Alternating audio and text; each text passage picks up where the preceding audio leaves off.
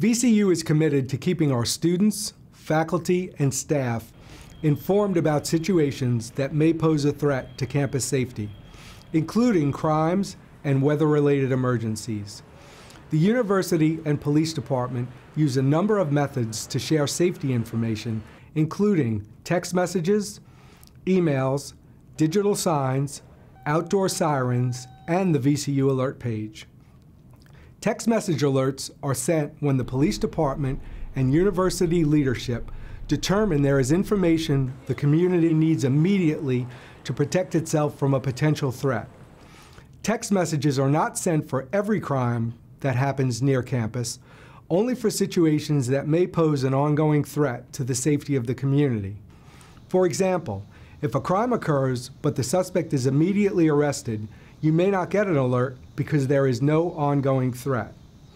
If you get a text message, you should respond accordingly and monitor the VCU alert page for more information, since text messages are character limited. If you need to subscribe or update your text alert subscription, visit the MyVCU portal. Email crime alerts are distributed in compliance with the Federal Clery Act to notify the community that certain types of crimes have occurred at VCU.